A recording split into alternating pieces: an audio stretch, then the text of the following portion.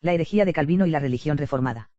Del capítulo segundo del libro titulado Fe católica e iglesias y sectas de la Reforma, publicado en 1961 por la editorial Razón y Fe, S.A. de Madrid y escrito por el sacerdote jesuita Prudencio Damboriena, quien fuera profesor especialista en teología protestante.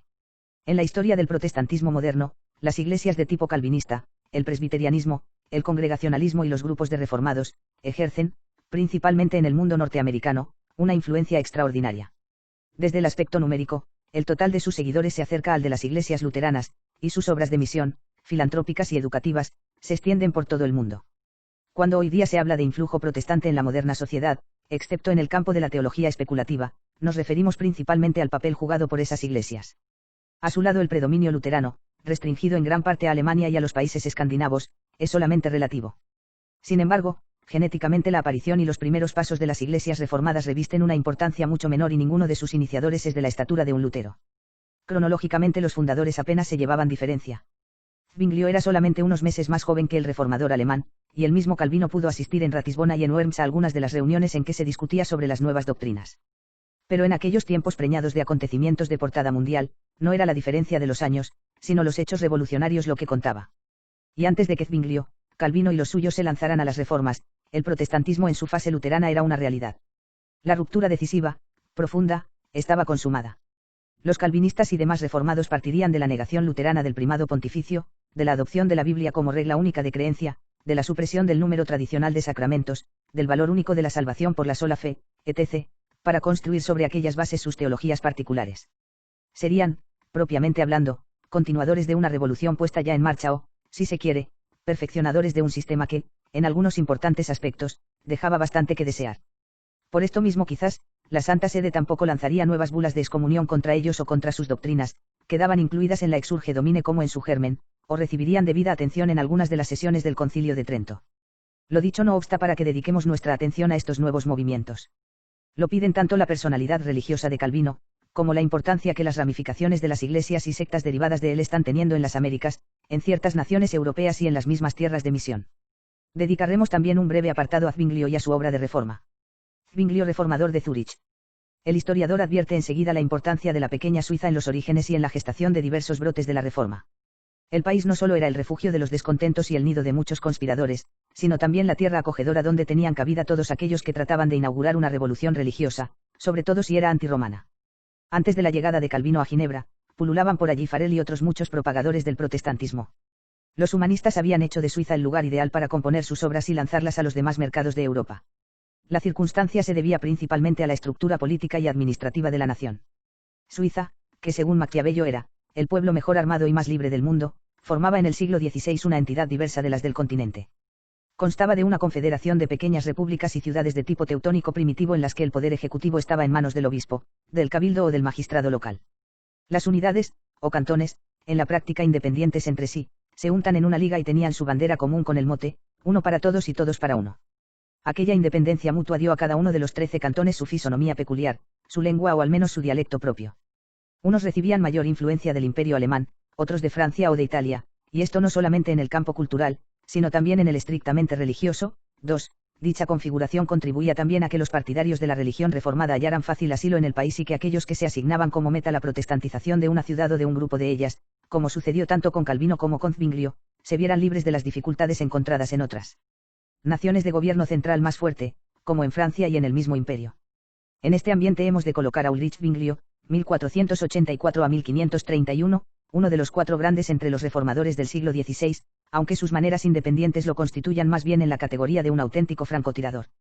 Había nacido en la aldea de Wildhaus, en el alto valle de Taagambag, de una familia de buena posición. 3. Tras unos primeros estudios de latín con un tío suyo sacerdote, el niño pasó por las escuelas de Basilea y Berna, en las que se dedicó con ardor a las humanidades. En 1498 se trasladó a la Universidad de Viena donde trabó amistad con numerosos humanistas, entre ellos Joaquín von Badianus, ganado después a la causa protestante, y Heinrich Loriti, Glareanus, que se distinguiría por sus enseñanzas en las universidades de Basilea y de París. De vuelta a la patria, terminó sus cursos de bachiller y de maestro en artes en 1506. No aparece clara la razón por la que se decidió a recibir las órdenes sagradas y a hacerse sacerdote. Por una parte se ve que, a lo largo de sus años de formación, el estudio y los deseos de aprender, en el sentido liberal que entre los humanistas se daba a esta expresión, ejercían gran atractivo sobre su alma. El Señor, diría él mismo más tarde, me hizo desde la juventud el privilegio de dedicarme a la lectura de las cosas divinas y humanas. 4. Por otra parte, sus biógrafos protestantes echan de menos en su decisión algo de aquel shock cuasi físico que impulsó a Lutero al convento de los agustinos de Erfurt. De ahí quieren deducir que aquel paso estuvo dado por miras humanas y sin el menor atisbo de vocación. Zwinglio, escribe Lindsay, no sintió en su juventud los remordimientos del pecado ni tembló ante la terrible mirada de Jesús. Si en una ocasión estuvo a punto de hacerse dominico, fue para gozar de la música y no para hacer penitencia ni para obtener el perdón de un airado Dios. Entró en la carrera eclesiástica por mera rutina y por hábito profesional. Hasta mucho más tarde, vivió despreocupado de la piedad. No puede, por lo tanto, parangonarse con Lutero, Calvino o cualquier otro reformador para quienes el servicio divino era algo íntimamente sentido y personal. 5. La explicación no resulta del todo convincente, pero tampoco vamos a ponernos a examinarla. Zwinglio tomó a su cargo en 1506 la parroquia de Gleras, solo tenía 23 años, y se puso a ejercitar sus deberes sacerdotales. Quiero ser sincero y fiel a mi Dios en cualquier circunstancia de la vida en que me halle, había dicho mientras iba a tomar posesión de su cargo pastoral. La estancia duró 10 años y, de creer a su propio testimonio, se había tratado de una época de gran paz para su alma y de perfecto entendimiento con las gentes del lugar. 6. El cuidado parroquial le dejaba todavía tiempo para dedicarse a sus escritores humanistas preferidos. Multiplicó la lectura de los autores antiguos, historiadores, poetas, geógrafos y filósofos. Entabló relaciones con los humanistas de París, sobre todo con Lefebvre de Etaples. Al trasladarse Erasmo a Basilea, 1514 hizo lo posible para ponerse en contacto con él. Las cartas que le dirigió en 1514 y 1516 son modelo de amaneramiento y muestra del temor reverencial, fervet inconditionis tua splendor, que los literatos bisoños guardaban hacia él, vir doctissimus. 7. El traspaso a su nuevo puesto de Einsiedeln, donde había conseguido un beneficio, tampoco cambió externamente su modo de ser. La fama ya adquirida de excelente predicador, le ganaba las simpatías de muchas de las gentes. Llevado además de un ardiente patriotismo, acompañó como capellán a los regimientos suizos en algunas expediciones por Italia. De su vida interior no sabemos gran cosa.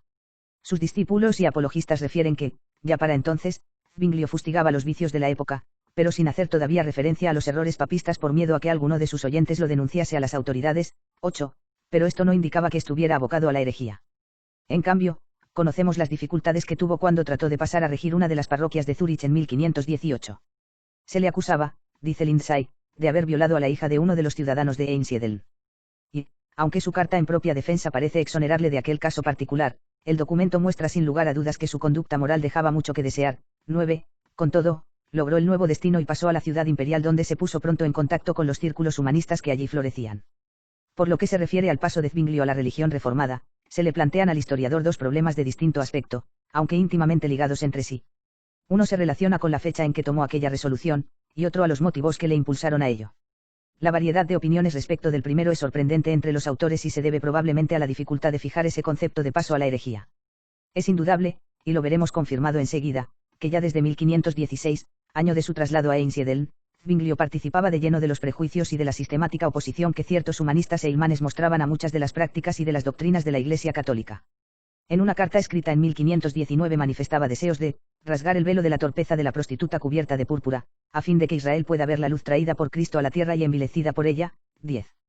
En sus conversaciones y hasta en algunos sermones, sobre todo en los pronunciados durante el conflicto político entre Zúrich y Roma, se desfogaba con frases antipapales que hoy nos suenan a blasfemas, pero que entonces, siglos antes de la proclamación del dogma del primado pontificio, no parecían todavía heréticas. Las noticias que en 1519 fue recibiendo del proceso de Lutero, le afectaron profundamente y sirvieron tal vez para que rechazara los 50 ducados que le debía la curia romana. Sin embargo, solamente se trataba de las preparaciones para la ruptura total. Doctrinalmente sus desviaciones, al menos internas, no dejaban lugar a duda y solo esperaban una oportunidad para salir a la superficie. En abril de 1521, Zwinglio aceptó el título de canónigo del Gran Mánster que le daba derecho a la ciudadanía de Zúrich. Era probablemente la última amarra que quedaba por romperse antes de su pública aparición como enemigo abierto de la Iglesia de Roma. 11. Entre los motivos que empujaron a Zwinglio a la apostasía, unos fueron de origen político o eclesiástico y otros estuvieron relacionados con su vida personal. Como acabamos de indicar, el humanismo había jugado en su formación un importante papel. Algunos de sus profesores de Viena e incluso Erasmo, le habían estimulado al estudio de los autores de la clásica antigüedad. Los viajes hechos a Italia, le pusieron en contacto con la escuela platónica de Florencia. De 1516 a 1519, Zwinglio fue el perfecto discípulo de Erasmo quien modeló sus ideales, le inspiró el recurso continuo a las fuentes y le hizo tomar en serio todos sus programas de reforma. Dada además su naturaleza fogosa, el suizo trató de poner aquellos consejos en práctica. A juzgar por sus temas de predicación, el fin primario que busca en sus sermones es la corrección de los abusos, 12.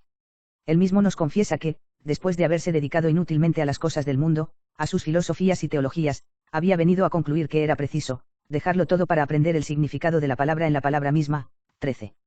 La mayoría de tales estudios, piénsese por ejemplo en el estudio intenso de la Biblia, y de tales aficiones eran fructuosísimos y no tenían de suyo por qué apartarlo del recto camino. Mucho dependía de la intención y del espíritu que los animaban. Pero el humanismo, al fomentar las bellas formas, el culto del arte y la vuelta a lo antiguo, había fomentado en sus seguidores la crítica acerba contra la Iglesia, contra sus instituciones y doctrinas, pero sobre todo contra sus autoridades jerárquicas. Bastaban después factores de orden más personal para acarrear la ruina definitiva a las almas. 14.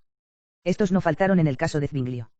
De creer a sus biógrafos, las distintas regiones de Suiza estaban plagadas de supersticiones romanas y la gente profesaba un culto ciego a los santos con detrimento de la verdadera religión. Zúrich tuvo también por entonces su predicador de indulgencias, un franciscano llamado Bernardino Sansón, a quien él y sus amigos se dedicaron a ridiculizar. Sin embargo, como lo hicieron al modo erasmiano, fijándose más bien en el lado cómico de la predicación del buen fraile, las campañas fueron de escaso éxito. Lindsay se queja también de que el reformador suizo no fuera hasta el fondo de la cuestión y dejara sin analizar los profundos aspectos doctrinales del error de las indulgencias. 15. La política entró también a complicar la situación y de manera totalmente favorable a la reforma. Zwinglio había dado desde un principio muestras de oposición a Francia. Por eso, el Concordato de Bolonia, celebrado en 1516 entre Francisco y León X, había constituido para él una desilusión inculpando por ello al papado. Estos sentimientos tomaron cariz peor cuando en 1521 el Papa volvió a pedir a la ciudad una fuerza de varios miles de soldados mercenarios, aunque con la promesa de que no serían empleados en ayuda de Francia. El Consejo Ciudadano se negó a conceder, pero los mercenarios partieron a formar parte del ejército pontificio. La expedición resultó desastrosa, la mayoría de los soldados no volvió al país y las relaciones con el papado empezaron a empeorar. Para Zwinglio, que se había opuesto siempre al reclutamiento de compatriotas para el extranjero, aquella derrota constituyó la gran ocasión para intervenir. El 21 de mayo de aquel mismo año, el Consejo prohibió, por recomendación suya, el sistema de reclutamiento, aislando así a Zúrich del resto de la nación y dando al reformador la primera oportunidad para implantar sus programas religiosos. El decreto, comenta Lindsay, significó prácticamente la ruptura entre Zúrich y el papado. Desde aquel momento la implantación de la reforma era cuestión de tiempo. 16. Entraba también en la cuenta, y de modo probablemente muy directo, la crisis moral del mismo reformador. Cristiani ha sido uno de los primeros en estudiar la importancia de aquellos deslices de Zwinglio estando de cura en Einsiedeln. Su cinismo al gloriarse de que había sido fiel en la observancia de 3 promesas, a saber, de no haber violado a ninguna virgen, de no haberse apropiado la esposa de otro hombre y de no haber sacado del convento a ninguna persona consagrada a Dios, o también de haber procedido con tal disimulo que, aun al cometer aquellos pecados, ni siquiera sus más íntimos se percataban de nada, revelaban un alma muy poco delicada en el cumplimiento de deberes tan sagrados. 17, en cambio, se sentía gran predicador y en la colegiata del Gran Mánster empezó a exponer, siguiendo el nuevo método, los textos evangélicos. Y, una vez metido a reformar, las noticias llegadas de Alemania le fueron señalando cómo tenía que proceder. Una de las primeras medidas que le parecieron necesarias, fue la de obtener el matrimonio para los sacerdotes. Consta que él mismo, a principios de 1522, se había unido en matrimonio secreto con Ana Reinhard, viuda de una rica familia de la ciudad. Unos meses más tarde, un grupo de sacerdotes dirigió una petición, primero al obispo y luego al consejo, pidiendo permiso para casarse. Entre los signatarios estaba el mismo Zwinglio. Como escribe irónicamente Kidd, no se trataba sino de legalizar un estado de cosas existente, muchos de los peticionarios estaban ya casados y confesaban francamente que su propia vida pasada constituía un argumento para que se les concediera la petición. 18. Tuvieron aquellas caídas, y sobre todo aquella vida marital con su consiguiente infidelidad a las promesas hechas, algo que ver con la defección de Zwinglio de la verdadera fe. Es una pregunta que inútilmente hacemos a los autores protestantes, aunque algunos de ellos admitan que aquella alianza marital secreta en un hombre que se había dedicado a la reforma, quedaba siempre como un triste borrón en su vida colocándolo en un nivel muy diferente al de Lutero y de Calvino. Dejemos que el lector opine sobre el particular. Las reformas zwinglianas. La carrera reformadora de Zwinglio fue breve, pero intensísima. Su campo experimental estuvo en Zúrich, aunque en su mente los principios que allí se ponían en práctica, estaban destinados al mundo entero. La meta propuesta era, la emancipación de la ciudad del poder episcopal, Danca.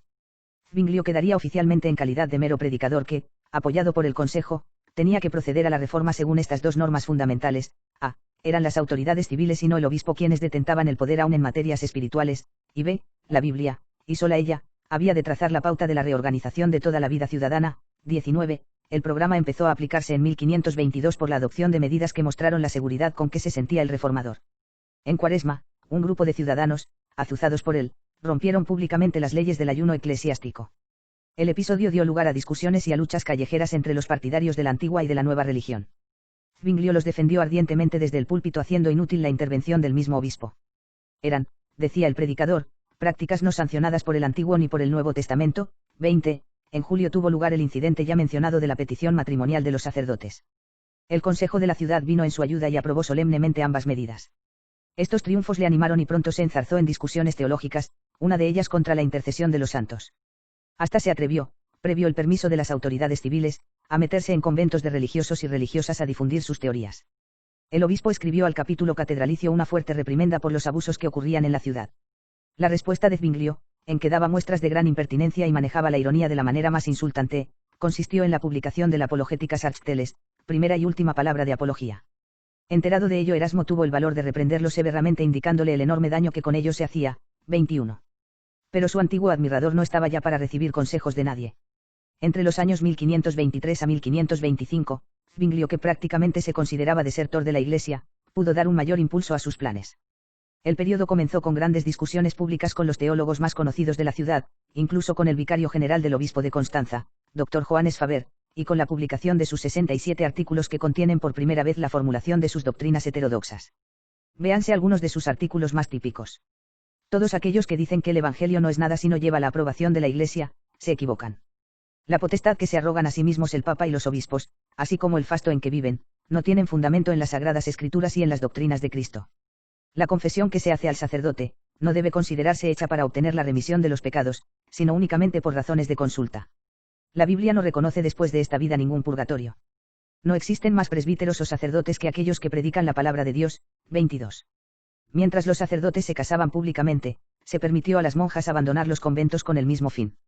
Nuestro predicador se puso también a reformar la administración de los sacramentos, adoptando primero el uso de la lengua nacional en su administración y componiendo después una nueva fórmula sacramental, en la que se omitían aquellas palabras que no estaban en la Biblia. Sus críticas del canon de la misa y de muchas prácticas cristianas se hicieron cada vez más acerbas.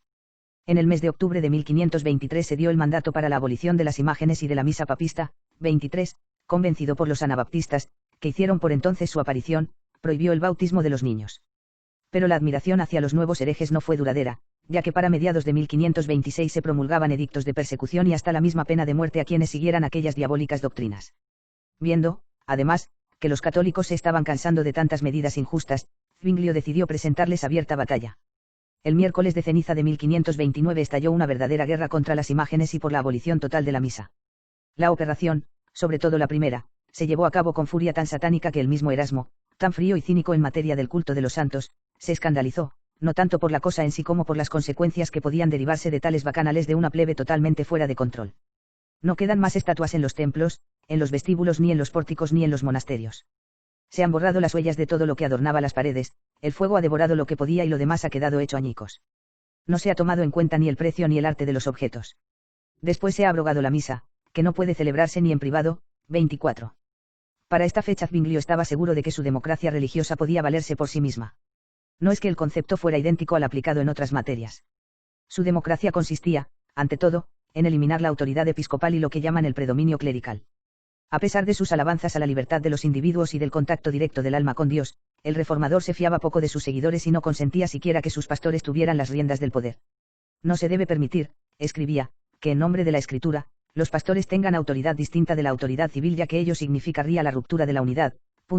25. En consecuencia, el mando de los asuntos eclesiásticos debía de quedar concentrado en la autoridad secular. Lo que toca al gobierno de la Iglesia, lo dejamos en manos del Consejo de los 200. Fue un punto en que su política fue más rígida, al menos teóricamente, que la de Lutero, aun sin llegar a la severidad de Calvino en Ginebra. 26. Asegurada de esta manera la seguridad de Zúrich y su estabilidad, el reformador pudo dedicar su atención a otras partes de Europa. Su nombre era ya conocido en los demás círculos de la Reforma y aún existía cierto interés en entablar contacto con aquel hombre audaz, de miras reformatorias, pero independientes, que con sus doctrinas estaba suscitando frecuentes controversias entre los partidarios de la nueva religión. Las señales de descontento que aparecían en los cantones católicos, le empujaban también a unir sus fuerzas con otros elementos reformados del continente. El primer paso en este sentido fue la formación de la Liga Cívica Cristiana, que comprendía a Basilea, Constanza, Biel, Mulhausen, Schaffhausen, St. Gall y Estrasburgo. Originariamente parecía tener como objeto la mutua defensa. Pero pronto amplió sus horizontes para convertirse, al menos en la mente de sus organizadores, en una confederación europea en la que entrarían los príncipes protestantes de Alemania, el rey cristianísimo y la República de Venecia. Sus intenciones no eran precisamente de paz evangélica, ya que buscaba refrenar la autoridad imperial y hasta dar el cetro al no muy edificante príncipe Felipe de S. 27, es verdad que todo quedó en planes. El coloquio de Magburgo, octubre de 1529, proveó que el entendimiento doctrinal entre Zwinglio y Lutero era una quimera no solo por los puntos de partida distintos, sino también porque ambos se creían inspirados por Dios y empujados por su espíritu. Sois de un espíritu muy distinto del nuestro, le dijo fríamente el alemán, mientras se despedía sin darle siquiera la mano. La liga se desmoronó y Zwinglio empezó de nuevo a preocuparse por el sesgo que tomaban las cosas en su propio país, donde los cantones católicos habían decidido acudir a las armas en defensa de sus derechos religiosos. En las filas protestantes se alistó como siempre su audaz reformador. Pero las tropas protestantes fueron vencidas y Zwinglio, caído del caballo, recibió el tiro de gracia de un capitán de Unterwalden. Era el 11 de octubre de 1531. Lutero, que nunca se mostraba compasivo con sus adversarios, atribuyó aquel fin al castigo merecido por su inconmensurable orgullo y por sus blasfemias contra la cena del Señor. 28. Para sus seguidores incondicionales, fue un golpe mortal y ecolampadio, entristecido por el acontecimiento, le siguió a los pocos meses a la tumba. Uno de sus fieles discípulos, Bullinger, tomó su lugar como episcopus de Zúrich, mientras que Miconio le sucedía en la ciudad de Basilea. Pero eran remedios demasiado tardíos para la gravedad del mal y el zwinglianismo se salvaría únicamente uniéndose con la Iglesia calvinista. Zwinglio en la obra de la Reforma. Calvino, escribiendo a su amigo Farel, no dudaba en afirmar que Lutero superaba con mucho a Zwinglio. 29. La ventaja se refería no solo a la amplitud y profundidad de la obra reformatoria del primero, sino también a su producción teológica general. Conservamos del reformador suizo dos confesiones de fe, una presentada a Carlos V durante la Dieta de Augsburgo y otra, en parte póstuma, compuesta entre los años 1528 y 1531, 30. Su exposición y pruebas de las 67 tesis contiene los puntos preparados por él para la disputa pública de 1523. Algunos tratados sobre la justicia divina y humana, sobre la manera de predicar, así como un pequeño volumen, Anleitung, de iniciación cristiana, completan su obra propiamente doctrinal, a la que es necesario añadir una no muy abundante respondencia epistolar. En toda esta producción no hay una sola obra que en la literatura de la Reforma haya alcanzado categoría de clásica, aunque algunos querrán dar este puesto al librito compuesto para el monarca francés. 31. En cuanto a dependencias ideológicas, los críticos discuten acaloradamente hasta qué punto bebe el reformador suizo su inspiración en las doctrinas luteranas. Se sabe que, a partir de 1518, Zwinglio conocía las obras de Lutero y que siguió con especial interés sus vicisitudes después de la disputa de Leipzig. Hay también evidentes semejanzas en el vocabulario empleado por ambos. Las nociones de pecado, de arrepentimiento y de recurso a Cristo, así como la misma idea de la fe fiducial, parecen tomadas del ex Agustino. Zwinglio, era la conclusión de Seeber, empezó por la idea erasmiana que le condujo por la mano al estudio de las Escrituras. Sin embargo, fueron las categorías luteranas las que le guiaron en la interpretación. Por eso en el punto central de su aprehensión de la verdad religiosa, Zwinglio depende de Lutero.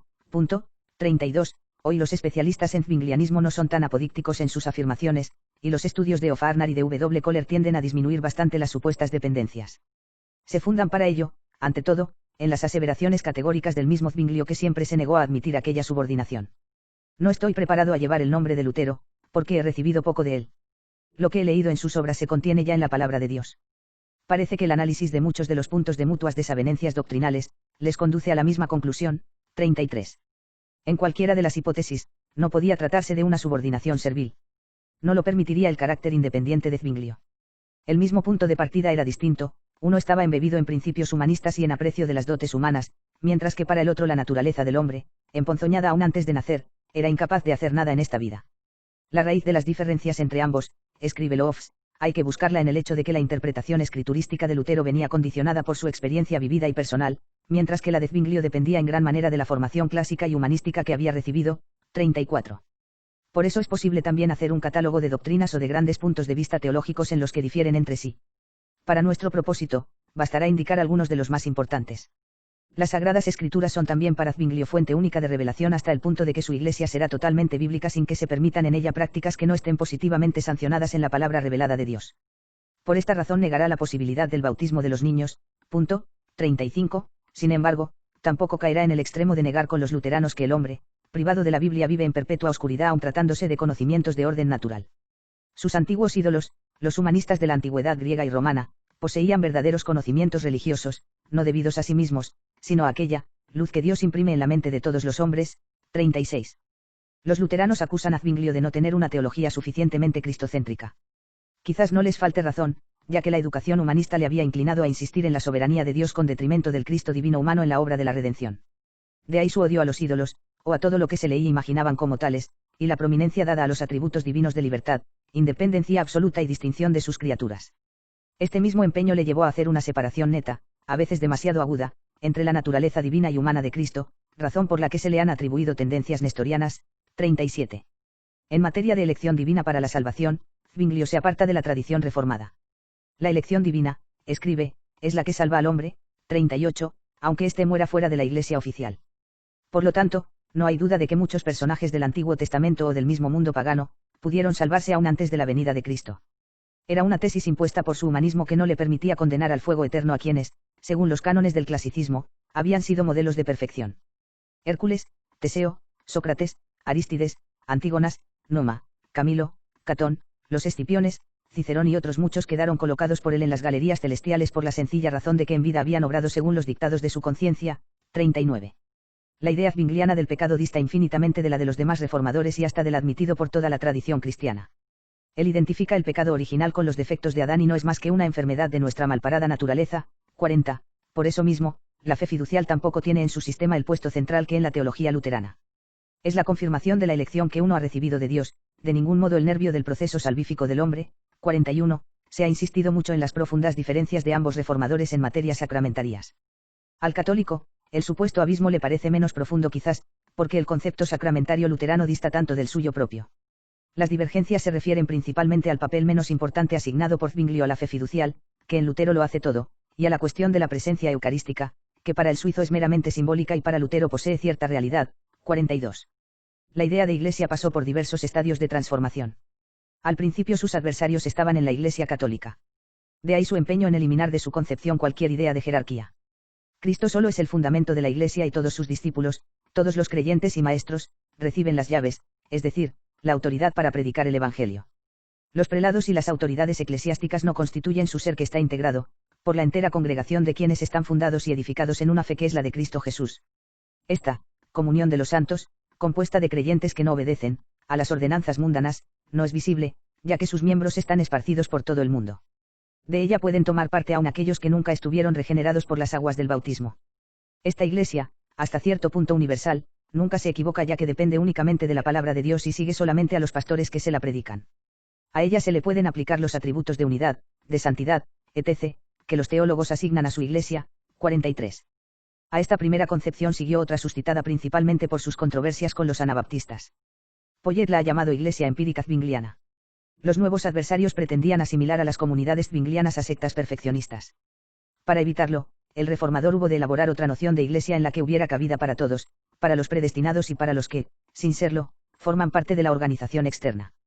Hay, por lo tanto, una Ecclesia sensibilis o visibilis que incluye a todos aquellos que por medio de algún rito especial, sobre todo por el bautismo, se incorporan a la Iglesia, y otra Ecclesia spiritualis invisibilis o electa integrada únicamente por los predestinados o elegidos, qui Dei voluntate destinat santa ad vitam aeternam.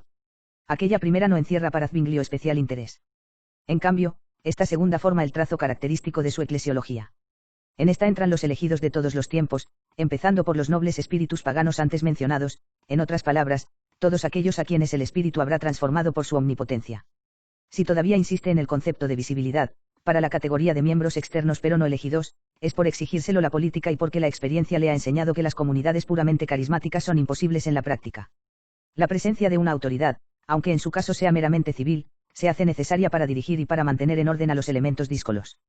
Para esto nada más fácil que integrarlos en la categoría poco envidiable de miembros de la Iglesia por virtud de un rito externo, aunque excluidos de la posibilidad de salvación por no hallarse en el número de los elegidos. 44. Este breve análisis sirve para indicarnos las filias y fobias del protestantismo moderno frente a la obra de Zwinglio. Para los teólogos reformados de tipo conservador, sean luteranos o calvinistas, Zwinglio no contribuyó demasiado al acervo doctrinal de la auténtica reforma. Al contrario, su falta de insistencia en los grandes principios de aquella revolución, la fe fiducial, el sentido profundo de la naturaleza corrompida, el sacramentalismo demasiado simbólico, etc., ha servido con frecuencia para sembrar la confusión entre sus seguidores. En cambio, el protestantismo liberal halla en sus teorías los gérmenes que, con el tiempo, servirán para revigorizar la reforma. La admiración de este grupo se dirige principalmente al aprecio mayor que Zwinglio hizo de las fuerzas y posibilidades humanas, a haber tenido el valor de desechar el pesimismo luterano, a su moderna e inteligible interpretación de la doctrina eucarística, etc. Humanista, sabio bíblico, protestante liberal y patriota como era, escribe Hugo Bat, el reformador suizo nunca hubiera sido capaz, aun en la hipótesis de que las circunstancias hubieran estado a su favor, de llevar a cabo una gran revolución religiosa. Le faltaba la fuerza y la pasión impelente de un Lutero. En cambio, con la ayuda de este, Zwinglio realizó una reforma hacia la cual muchos protestantes de la actual generación se sienten más atraídos que a la de sus contrapartes de Wittenberg o de Ginebra. 45. Lo que hoy nos queda, al menos de forma sistemática y estructural, de la obra teológica eclesiástica de Zwinglio, no es gran cosa. Al igual que sus planes políticos, comenta Seeber, quedaron cortados por su muerte, así también su influjo doctrinal apenas sobrevivió a su tumba. Aun hombres que habían vivido tan cerca de él como Bullinger aceptaron sus puntos de vista solamente como esquema general, apresurándose enseguida a profundizarlos y a desarrollarlos. En los círculos de la Alemania meridional, más influenciados por su pensamiento, surgió un nuevo tipo de teología que, ligado íntimamente a Lutero, mostraba todavía ciertas inclinaciones a Zwinglio. Su representante principal fue Martin Backe. 46. Sin embargo, el impacto dejado por este en la teología reformada fue siempre limitado y no llegó a formar escuela. Como iglesia organizada, el zwinglianismo fue de escasa duración. Backe, Bullinger y otros discípulos suyos proveyeron a la reforma con confesiones de fe zwinglianas, pero no con una organización que permaneciera estable al lado de las demás iglesias. El Consensus de Zúrich, 1549, fue la prueba evidente de que el zwinglianismo, para poder subsistir de alguna manera, debía amalgamarse con el calvinismo. Refiere Teodoro Beza, discípulo y primer biógrafo de Calvino, en un párrafo lleno de reminiscencias predeterminacionistas, que su maestro fue, un hombre suscitado por Dios y destinado a ser, por misericordia suya, un gran servidor de la Iglesia. Elegido por su pura gracia en el tiempo y en el lugar que le plugo, fue también el quien lo llamó, lo condujo, lo fortificó y lo armó de una santa perseverancia hasta el día de su muerte para edificar a todos con su palabra y sus escritos y con una vida conforme a toda ley. 47. Calvino nació en Noyon, en los confines de la Picardía, Francia, el 10 de julio de 1509. Su padre ejercía el cargo de notario apostólico del obispado y del capítulo catedralicio. De su madre, Juana, se dice que fue una mujer devota que, embebida todavía en supersticiones medievales, tomaba a su niño de la mano y lo llevaba a visitar los santuarios de los alrededores, haciéndole en una ocasión besar la reliquia en que se contenía un fragmento de la cabeza de Santa Ana. 48. El futuro reformador era el cuarto hijo de los 5 de un hogar, que, como anotan los historiadores católicos, parecía tener alguna tara especial, precisamente en materias religiosas. Uno de los hijos, sacerdote, y excomulgado por haber tomado parte en un duelo, se mostró tan empedernido que, a la hora de la muerte, rechazó los sacramentos. La suerte del padre no fue mucho mejor. Enredado en dificultades económicas con el capítulo de los canónigos, no supo dar cuenta de sus dineros y fue también excomulgado, logrando a duras penas para sus restos mortales una sepultura eclesiástica. Jourda piensa que fue un descontento, un hombre de la oposición, tal vez un auténtico rebelde. Con la particularidad de que la rebeldía del padre y del hijo, así como más tarde la de Juan, tendrían un objeto común, la autoridad de la Iglesia que, por diversas razones, se les hizo insoportable. 49. Nos faltan detalles fidedignos de los primeros años del futuro reformador. Pero sabemos que, cosa ordinaria en familias que vivían de empleos eclesiásticos, su padre le destinó a la carrera clerical. La ausencia de la madre, a la que perdió cuando solo tenía 3 años, contribuyó tal vez a que se desarrollara en él aquel osco retraimiento y falta casi absoluta de sentimiento, que serían características de su vida. Muy jovencito todavía, mientras frecuentaba un colegio local, su padre le proveyó de un beneficio en la catedral, acto para el que se preparó recibiendo la tonsura. En el decenio siguiente recaerían sobre él otros 2 beneficios parecidos, aunque estos últimos fuera de la ciudad. Tales ayudas de costa le servirían para poder empezar y continuar sus estudios en centros de enseñanza más renombrados que los de su pequeña ciudad natal. En agosto de 1521 salió para la capital francesa, donde vivió en casa de un pariente instalado allí desde hacía tiempo. Inscrito como alumno externo en el Colegio de la Marche, Calvino tuvo como maestro de latín a uno de los más eminentes maestros de la época, Maturino Cordier, entablando pronto una amistad que duraría toda la vida. De él recibió una excelente educación humanista y adquirió aquel sentido seguro del estilo y de la dicción que caracterizarán todas sus obras. 50. Por razones que ignoramos, Calvino pasó pronto al célebre colegio de Montagu. Cambio brutal, comenta Jourda, de una institución abierta a las corrientes pedagógicas modernas, a un establecimiento mantenido según las líneas más austeras y en una tradición de rigorismo fuertemente discutido aún por sus mismos contemporáneos. 51. La tradición de austeridad le venía al colegio de uno de sus antiguos rectores, Juan Standonck, que había introducido en el colegio algo del espíritu y de los métodos de los hermanos de la vida común. Su sucesor, Noel Beda, gran partidario de la ortodoxia doctrinal contra los nuevos vientos humanistas, lo había convertido en fortaleza de la austeridad. En 1523 su rector era Pierre Terpute, quien, por haber exagerado las mismas tendencias, venía motejado por los estudiantes con el nombre de Hórrida Tempestas. Por el mismo motivo, Erasmo y Rabelais lo habían convertido en objeto de sus iras. La vida del colegio era en extremo dura. El silencio y los prolongados ayunos podían compararse con los observados por las órdenes monásticas. Abundaban los castigos y se hacía trabajar a los alumnos de la noche a la mañana. No parece, sin embargo, que la disciplina interna o el jolgorio externo de la estudiantina parisiense afectase de modo apreciable la vida de Calvino. Al menos la obra de Beza no refleja ninguna inquietud. Calvino, escribe, vivía en el colegio de Montagu teniendo en clase a un preceptor español, Antonio Coronel. Y viviendo en el aposento con otro estudiante de la misma nación, que después se doctoró en medicina, Juan de la Peña. Era ya entonces un espíritu singular y aprovechó también, que en pocos años fue promovido al estudio de la filosofía. En cuanto a costumbres era tan fino de conciencia, enemigo de los vicios y dado a lo que entonces se llamaba servicio de Dios, que sus deseos le inclinaban hacia la teología. 52. El retrato parece correcto. Ninguno de sus profesores tuvo motivos para acusarlo y ciertas habladurías que luego se propalaron sobre su conducta moral, no han podido resistir al examen de la crítica. Un biógrafo le quiere aplicar la frase que San Gregorio Magno decía de su maestro San Benito: desde sus días mozos, dio siempre muestras de poseer la inteligencia de un anciano. Sin llegar a tanto, debemos admitir que se veían en él signos de una madurez precoz, lo que evidentemente no es una excesiva alabanza para un joven de su edad. París sirvió al mismo tiempo para que Calvino entablara relaciones de amistad con gentes que, de modo más o menos directo, influirían más tarde en la introducción del protestantismo en Francia. Su primo Juan Olivetano, muy inclinado ya a la reforma, el médico y gran helenista Guillermo Boudet, Nicolas Coke y sus hijos, así como la familia Hangast, formarían más tarde parte del grupo de refugiados políticos religiosos franceses de Ginebra. En cambio, la permanencia simultánea de Calvino con Ignacio de Loyola, tema que ha dado pábulo a repetidos arranques oratorios, es más difícil de probar. Los mejores historiadores piensan que Ignacio llegó cuando Calvino estaba ya abandonando la capital, o que su coincidencia en Montagu no duró sino cosa de pocas semanas. 53. A principios de 1528 Calvino, joven todavía de 18 años, obtenía su título de bachiller en artes. Pero no era ya para continuar la carrera eclesiástica, sino la de leyes. Él atribuyó el cambio algo brusco a una resolución de su padre, convencido de que las leyes enriquecían más que la teología. Puede que ocurriera así. Aunque Calvino nunca profesó cariño a su padre, el temor reverencial pudo inducirle a obedecer. Con todo, es también posible que el anciano, fulminado ya por la excomunión, previera las dificultades que en el futuro pudieran ocurrir caso de que al joven se le suprimieran algunos de los beneficios eclesiásticos con que se sufragaba los gastos. ¿Había estado alguna vez el hijo entusiasmado con la carrera sacerdotal o con lo que significaba el ministerio de las almas? Uno se permite seriamente dudarlo. Al contrario de lo que ocurría con Lutero, el lector de la vida de Calvino apenas halla en el rastro alguno de auténtica vocación o de deseos de tender a la perfección religiosa. De todos modos, el laureado parisiense se dirigió, a empezar sus estudios de leyes, a la Universidad de Orleans. El cambio venía dictado por varias razones entre las que hay que incluir la mayor libertad de opinión que aquí gozaban sus profesores. Porque es indudable también que, para aquella fecha, Calvino mostraba abierta inclinación hacia las nuevas ideas, aunque por razones tácticas no hubiera llegado todavía el momento de exteriorizarlas. Beza nos asegura que, por entonces, habiendo gustado algo de la pura religión reformada, Calvino comenzaba a abandonar las supersticiones papales. 54. La permanencia en Orleans, y más tarde la de Bourges, iba a polarizar aquellos sentimientos. Los estudios jurídicos no absorbieron todos sus socios. Las ideas reformistas que invadían el ambiente, ejercían cada vez mayor atractivo sobre él.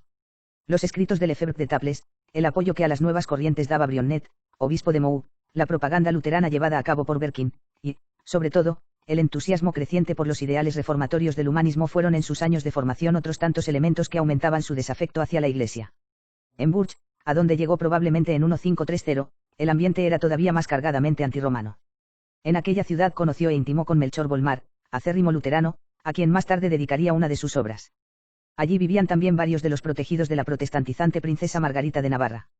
Según Beza, durante aquellos años Calvino vacaba con frecuencia a la lectura de la Biblia, y todos cuantos se le acercaban, quedaban admirados de su erudición y de su fervor.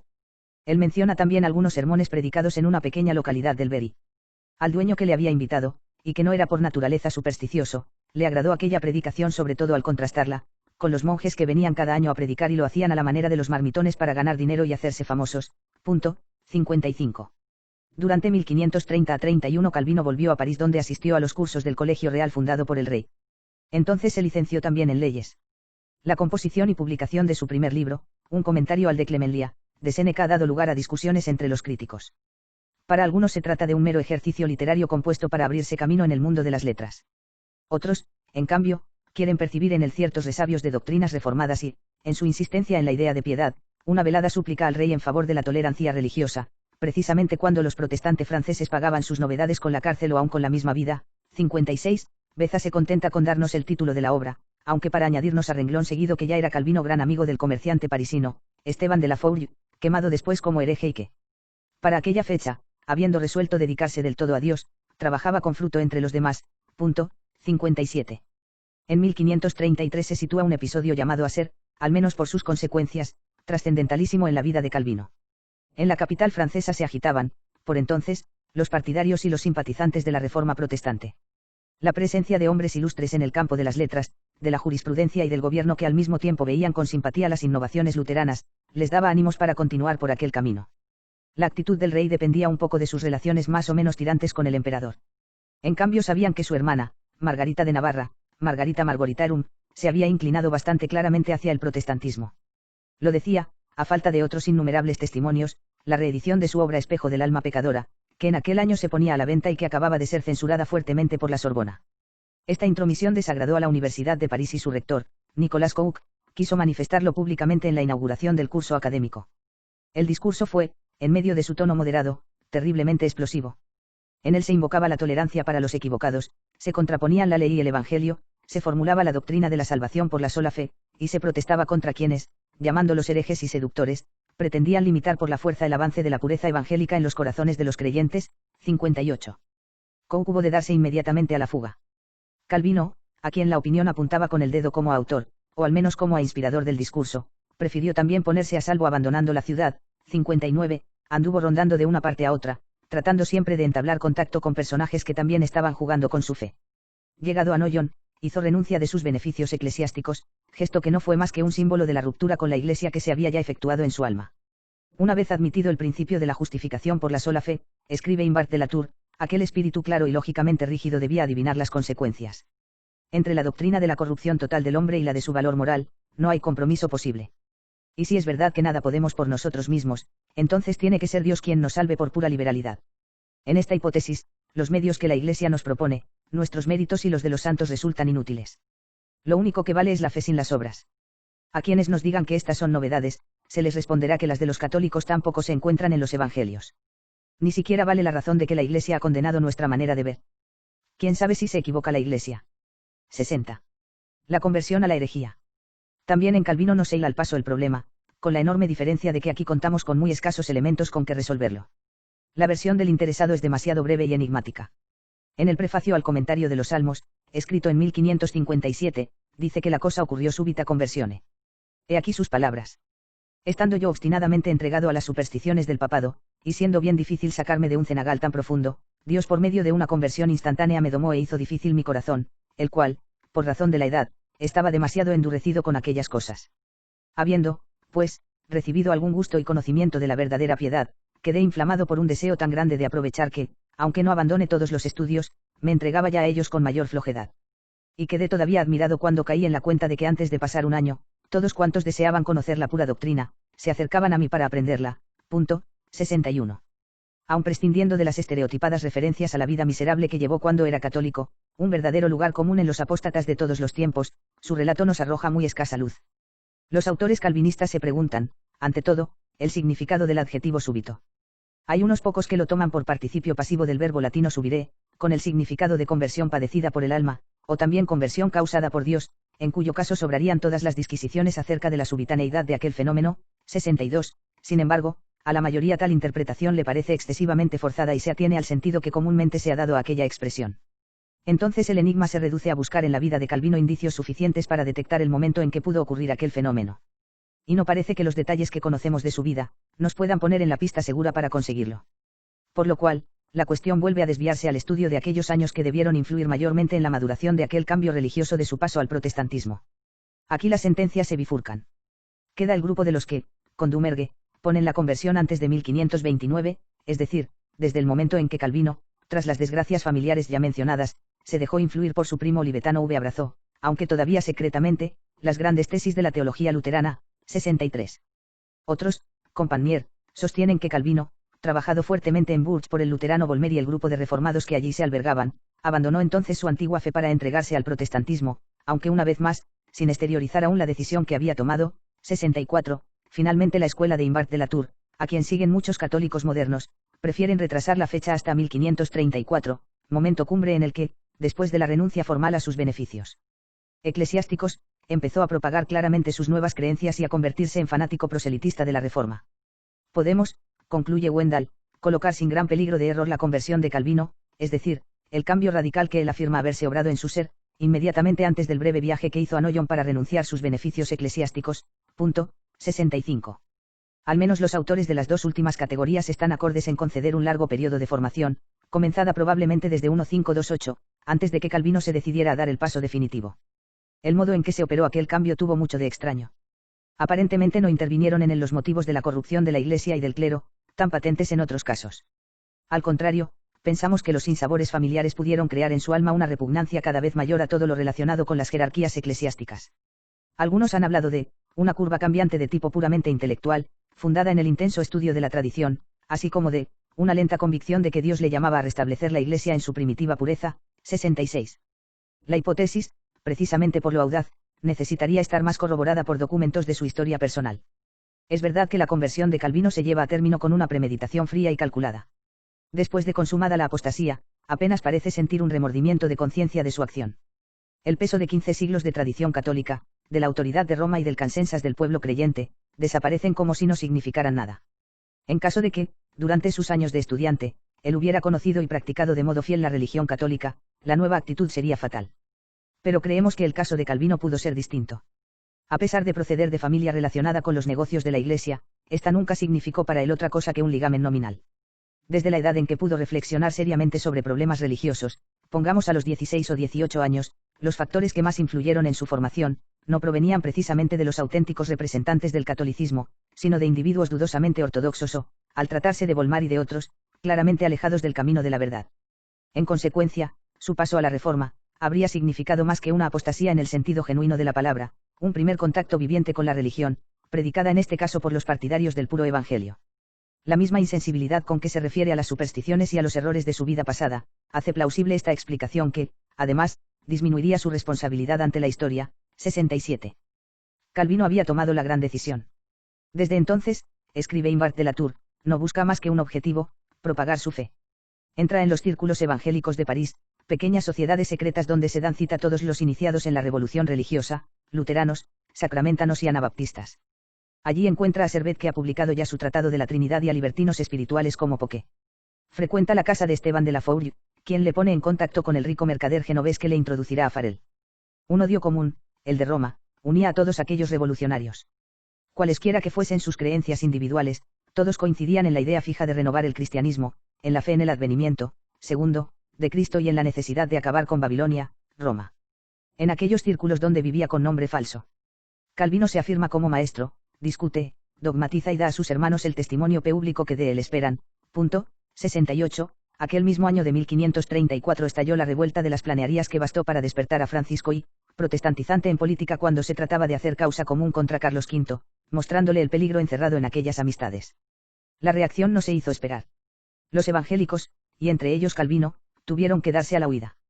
Viendo, relata Beza, el pobre estado en que estaba cuanto a la religión el reino de Francia, decidió ausentarse para vivir más pacíficamente y según su conciencia. 69. A las pocas semanas se encontraba fuera del país. Visitó Basilea, Metz y Estrasburgo, haciendo también una parada en la corte de Ferrara, Italia, convertida en nuevo asilo de herejes bajo la protección de otra dama aristocrática, vacilante en la fe, Renée de Francia. Vivía ya entregado en cuerpo y alma a la lucha contra las prácticas católicas, contra la misa y las indulgencias. El antes tímido picardés se desboca también contra el clero, llamando a los sacerdotes villanos, ladronzuelos y robadores, o se pone a aconsejar al obispo electo de Olorón para que se desprenda de su mitra y de sus ornamentos.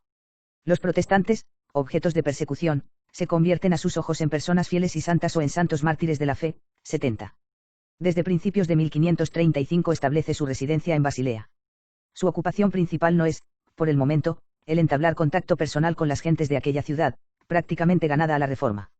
Se dedica de lleno, y con la perseverancia tenaz que sabe poner en sus cosas, a la redacción de una obra que contenga en síntesis las bases de su nuevo edificio teológico. Consulta la Biblia, estudia los tratados patrísticos, lee intensamente a Lutero, Melanchthon y Bucero, o hasta acude a los textos de la dialéctica y de la filosofía escolástica abandonados desde los años de Montagu, para extraer de ellos los materiales de su producción. El esfuerzo se ve coronado por el éxito, para fines de año.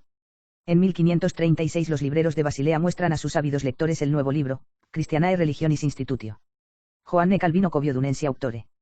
Es como la presentación en sociedad de las doctrinas de una nueva iglesia reformada. Las gentes se lo quitan de las manos y en pocas semanas se ha agotado la primera edición. Calvino logra aquí la inmortalidad.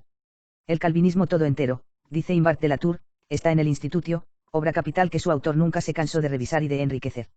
Fue verdaderamente el libro del pueblo. Y su éxito nos explica el enorme desarrollo del calvinismo, no solo en los países católicos, sino aún en el seno mismo de la Reforma.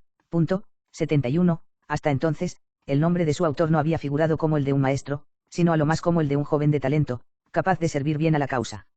Pero aquel tratado, sólidamente pensando y claramente escrito, dio a muchos de sus partidarios la certeza de que ya tenían su código, su catecismo y el libro fundamental de la nueva doctrina. 72. El Christianae Vitae Instituto. La obra cumbre de Calvino pasó por diversas ediciones, todas ellas notablemente retocadas, hasta la definitiva de 1559. Durante la vida del autor, vieron la luz 7 ediciones latinas y 10 francesas, y lo que había empezado como un mero manual, terminó siendo una verdadera summa. La de 1536 que, comparada con las últimas, se parecía más a un esbozo que a otra cosa, estaba calcada en los escritos de Lutero, desde sus catecismos, la exposición del símbolo y de la oración dominical, hasta sus tratados sobre el cautiverio de Babilonia y sobre la libertad cristiana. Lo precedía un famoso prefacio, nervioso, escrito en un lenguaje movido y lleno de recuerdos bíblicos, pleno de convencimiento y propia seguridad, dedicado al rey de Francia para pedirle, no la mera tolerancia, sino los plenos derechos para sus compatriotas partidarios de la Reforma. La segunda edición, de 1539, que sirvió de modelo a la traducción francesa de 1541, aparecía muy ampliada y con influjos claros del pensamiento de Melanchthon. Así, por ejemplo, el capítulo sobre los sacramentos estaba calcado en los Lousae Theologici de aquel. Las disensiones con los anabaptistas le habían inducido a añadir capítulos en defensa del bautismo, de la penitencia y de la justificación. La propaganda hecha por Miguel Servet justificaba sus amplificaciones en el capítulo de la Santísima Trinidad. En la edición de 1559, corregida o al menos vigilada por Calvino, se había alcanzado la madurez y se notaba una mayor coherencia en el desarrollo de los temas. Nunca, escribe Wendell, había llegado su autor a dominar tan bien la materia que tenía a mano, y nunca tampoco se había esforzado tanto en escribir con objetividad. En cambio, por lo que toca al tono general y al estilo, los resultados eran menos satisfactorios. Quedaban todavía muchos pasajes de carácter polémico como pruebas evidentes de la irritabilidad y de la vehemencia que a él tanto le costaban dominar. Mucho más que en las primeras ediciones, el escritor se entregaba a vapulear a sus adversarios con múltiples y malsonantes epítetos, tampoco en consonancia con su exposición mesurada y de apariencia científica. 73. Un brevísimo resumen nos mostrará el esqueleto y la marcha del pensamiento del reformador en este opus magnum de su teología. Se divide, en la forma ya clásica de la época, en 4 libros y cada uno de estos en diversos capítulos. En el primero trata del conocimiento de Dios, creador y soberano del mundo. La verdadera sabiduría consiste en conocerle a Él y conocemos a nosotros mismos. Son dos cosas inseparables, ya que el hombre no se conoce verdaderamente a sí mismo fuera de la presencia de la santidad absoluta de Dios y no conoce realmente a Dios hasta que no penetra en su propia miseria espiritual. Calvino prueba con frases lapidarias cómo Dios ha impreso en el corazón humano su propia imagen hasta el punto de hacerlo inexcusable de los pecados que comete.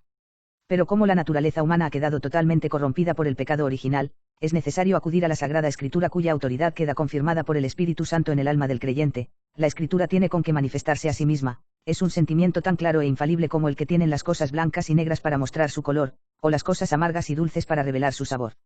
A fortiori esta revelación bíblica nos es necesaria para conocer el misterio de la Santísima Trinidad, la creación y la providencia. Esta se manifiesta en la voluntad soberana de Dios que gobierna el mundo para su gloria, plegando a sus designios a las criaturas buenas y malas y obligando al mismo demonio a cooperar para el bien de sus escogidos. Pero entonces, el hombre carente de libertad y obligado a seguir en todo lo que ha sido decretado desde la eternidad acerca de él, hace también a Dios responsable de los mismos pecados. Calvino se ve cogido, aduce textos escriturísticos fuera de lugar para probar su afirmación y, al fin, deja a sus lectores con esta ambigua respuesta. Cuando Dios realiza por medio de los malvados lo decretado en su consejo secreto, ellos no quedan sin embargo excusados como si hubiesen obedecido a su mandato, el de Dios, que ellos violan y destruyen en cuanto está en sí mismos dejándose llevar de su maldita concupiscencia. 74. El segundo libro desarrolla la doctrina del conocimiento de Dios Redentor. Calvino se limita en esta parte a seguir las huellas luteranas. Por el pecado original, el género humano queda sometido a la maldición de Dios, y sus fatales consecuencias penetran hasta lo más íntimo de nuestro ser. El pecado original es una corrupción y perversión hereditaria de nuestra naturaleza, sus efectos se difunden por todas las partes del alma y después de hacernos culpables de la ira de Dios, producen en nosotros las obras que la Escritura llama obras de la carne. Privado del libre albedrío, el hombre queda sujeto a una miserable esclavitud y todo cuanto hace es pecado. En este punto se equivocaron todos los padres de la Iglesia, menos San Agustín, y ello por meterse en filosofías que no eran de su oficio. Como, Por otro lado, el hombre peca voluntariamente, los pecados se le convierten en otras tantas causas de condenación. Su única esperanza de salvación está en Jesucristo, anunciado en el Antiguo Testamento y encarnado por nosotros en el momento prefijado por Dios.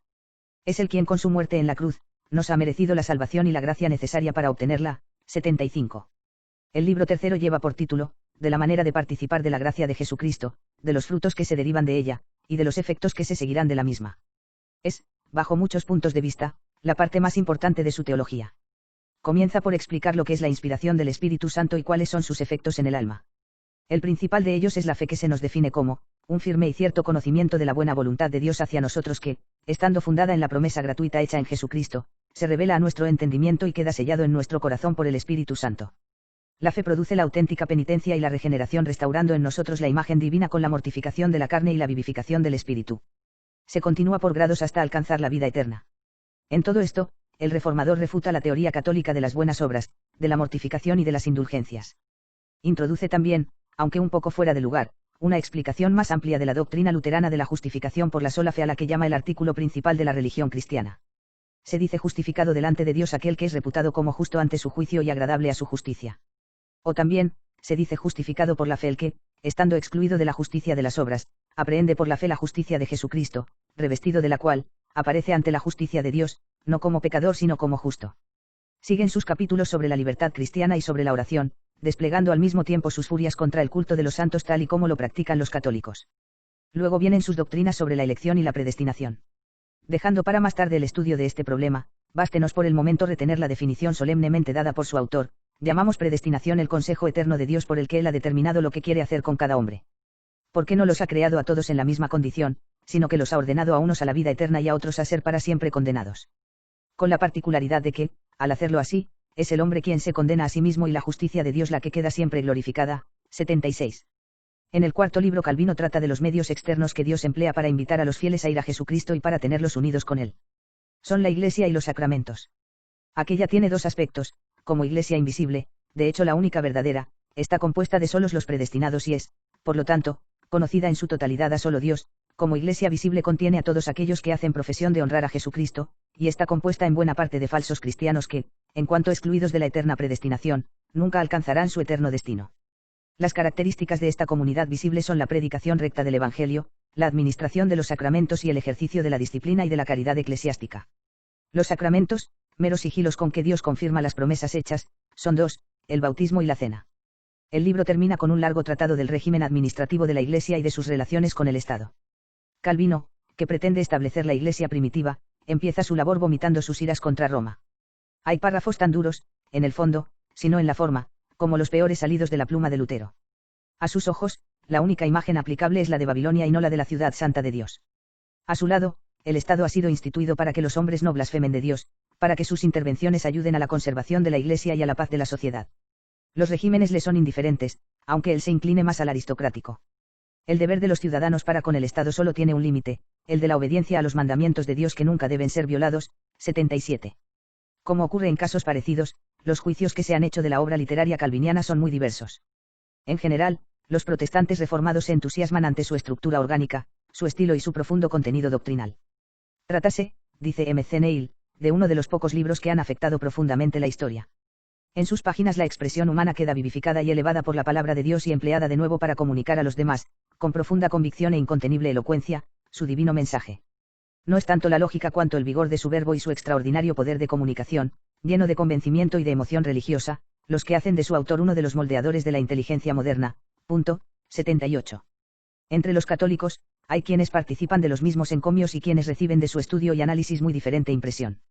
Su lectura, comenta tal vez exageradamente Cristiani, causa ante todo un colosal aburrimiento mezclado de indignación, no solamente por las explanaciones y repeticiones de que está lleno, sino sobre todo por razón de la monotonía de las injurias lanzadas por su autor a sus adversarios y en especial a la Iglesia católica, que había sido la de su niñez y de su juventud. 79. Imbart de la Tour, generalmente tan sereno en sus apreciaciones, se fija en la obra calviniana como en el único conato llevado a cabo para salvar en aquellos momentos críticos a un protestantismo que se debatía en direcciones contrarias y corría peligro de deshacerse en un marasmo de corrientes antagónicas. El genio de Calvino, añade, consistió en comprender que si la nueva fe trataba de reemplazar a la antigua Iglesia, lo debía hacer encontrando su fuerza unitaria y su universalidad. Esta idea dominará tanto su doctrina como su acción. Su obra consistirá en discernir entre las aspiraciones contrarias de la revolución religiosa, en formar un cuerpo doctrinal que se adapte a todos los espíritus, en independizar suficientemente a la Iglesia de las ataduras del Estado, en dotar al protestantismo de un dogma definido, de una moral rígida y de una disciplina rigurosa con el fin de oponerlas al individualismo religioso, a la independencia de costumbres y a los egoísmos nacionales, en otras palabras, en reconstruir fuera y contra él. Catolicismo, otro catolicismo fundado únicamente en la palabra de Dios. 80. La apreciación no nos explica cómo esa estructura calvinista, que en su descripción nos aparece indestructible, empezó al cabo de pocas generaciones a resquebrajarse o, lo que es peor, a convertirse en fuente de cismas internos, de controversias doctrinales y de nuevas divisiones sectarias. Pero, en fin, que de cómo está, porque tal pudo ser el programa, abortado antes de nacer, del reformador francés. La primera reforma ginebrina. Tras una breve permanencia en su patria, Calvino decidió retirarse a Estrasburgo que, con su colonia de refugiados franceses adictos a la reforma, le ofrecía excelente campo de trabajo. Por razón de las hostilidades, hubo de desviarse del camino recto y pasar por Ginebra. Aquí, escribirá él mismo más tarde, el papado había sido arrojado por obra de la buena persona, que ya he nombrado Farel y del maestro Pedro Viret. Pero las cosas no estaban todavía arregladas y había disensiones peligrosas en la ciudad. Fue entonces cuando un personaje, que ahora se ha revelado villanamente y se ha vuelto a los papistas, Tillet, me descubrió y me presentó a los demás. A esto Farel, quien ardía en celo de propagar el Evangelio, hizo todos los esfuerzos para retenerme, pero cuando vio que yo tenía algunos estudios particulares y necesitaba paz y tranquilidad, y se convenció de que con las súplicas no iba a ninguna parte, empezó a imprecar y a amenazarme con que Dios maldeciría mis estudios y mi descanso si, en una necesidad tan grave, me retiraba y me negaba a auxiliarles. Aquella palabra me espantó y me estremeció hasta el punto que desistí de continuar mi viaje. 81. La ciudad estaba pasando por una crisis religiosa muy profunda. Su catolicismo, al menos durante los últimos tiempos, no había sido excesivamente fervoroso y la conducta no suficientemente santa del obispo había empeorado la situación. Había también peligro de que Berna, ganada ya al protestantismo y rival de Ginebra, impusiera sobre esta su voluntad. Al frente de los reformadores ginebrinos estaba el francés Guillermo Farel, discípulo de Lefebvre de Etaples, que desde 1526 rondaba por los cantones suizos sembrando doctrinas reformistas. Las ganancias habían sido notables. El país, trabajado ya por Zwinglio y otros innovadores, ofreció en general poca resistencia. Y Farel, forzudo, orador de fácil palabra y sostenido por varias facciones políticas, pudo poco a poco hacerse dueño de la situación. En 1532 se instaló en Ginebra donde, al cabo de 2 años, fundó la primera capilla reformada. En 1535 habló desde el mismo púlpito de la catedral. Una parte del pueblo le siguió y, dando rienda a su furia iconoclasta, se puso a romper imágenes, destruir capillas católicas y a hablar en público contra la Santa Misa y el Estado sacerdotal. Pasando adelante, creyó llegada la hora de reorganizar la vida administrativa ciudadana a base de consejos concéntricos y de magistrados. Allí, el 21 de mayo de 1536, los ciudadanos reunidos prometieron con las manos en alto vivir según la palabra de Dios y abandonar la idolatría romana. 82. Calvino entró en escena precedido del renombre que le daban sus actividades anteriores, la popularidad de su Christianae Religionis Institutio y las maravillas que contaban de él las gentes de la región. Pero, frío y calculador, no quiso arriesgarse ni dejarse llevar de las alabanzas. Empezó sus tareas como lector de Sagrada Escritura en la Iglesia de Ginebra. Pero sus conocimientos teológicos, la claridad de expresión y aquel atractivo extraño que parecía salir de su cuerpo, lo dieron pronto a conocer. Se le llamó a tomar parte en los asuntos administrativos de la iglesia local e intervino con éxito en un pleito que tema dividida a la comunidad protestante de Lausana. Con todo, externamente, no era más que un predicador. Poco después, refiere Beza, fue elegido como pastor. Designado así por la aprobación legítima de la iglesia, escribió un breve formulario de confesión, de fe, y de disciplina para dar forma a la nueva comunidad. Redactó también un catecismo que contenía en breves puntos el sumario de la religión. 83. No tardó, sin embargo, en caer en la cuenta de que la situación requería algo más que una reforma meramente religiosa. El nuevo evangelio tal como lo concebía él, debía hacer algo más que regular la vida espiritual del hombre cuando, una vez por semana, asiste al servicio dominical. La religiosidad calvinista apareció desde los comienzos totalitaria y absorbente. Y, prosigue Beza, como viesen él y sus pastores que había, entre los fieles, un gran desprecio de los sacramentos, sobre todo de la Santa Cena, y no se sabía si muchas de las gentes habían renunciado a las supersticiones papistas, mandaron a los magistrados que llamasen al pueblo en grupos de 10 y le exigiesen juramento de la nueva fe. Y se halló que la decisión era buena y que el pueblo, obligado por las autoridades, obedecía alegremente. 84. De hecho, hubo numerosos intentos de plegar a la población al nuevo orden de cosas. Cuando los mandatos eran meramente externos, las autoridades se bandearon más o menos bien. Pero al querer sujetar a las gentes a someterse a la confesión de fe calvinista, las cosas se pusieron mucho peor. Las visitas de los funcionarios a las casas con el fin de arrancar a los cabezas de familia su asentimiento, terminaron en ruidoso fracaso. Decidieron entonces reunir a la población en la catedral con la esperanza de que, en público y por temor a los castigos, serían pocos los recalcitrantes. Pero la experiencia tuvo como único resultado un elevado número de abstenciones. Por el momento, escribe Wendell, la obligación impuesta a los ginebrinos de suscribir la confesión, se manifestó como un error debido a la inexperiencia política de Calvino. Los católicos cayeron también en la cuenta de que eran muchos, sobre todo unidos a los protestantes adversarios del calvinismo, los que se oponían a las reformas. A esto se añadió el disgusto de la masa popular, reacia a la vida reglamentada que se le quería imponer, sin fiestas ni diversiones, con comisarios encargados de vigilar sus acciones y obligados a asistir a largos servicios religiosos, 85. Y como Calvino exigía no solamente el cumplimiento de las órdenes, sino también amplios poderes para castigar a sus transgresores, la primera experiencia ginebrina fue de escasa duración. Tampoco faltaron dificultades de otro género. Un protestantizante, Caroli, había acusado a Farel y a Calvino de sostener doctrinas arrianas.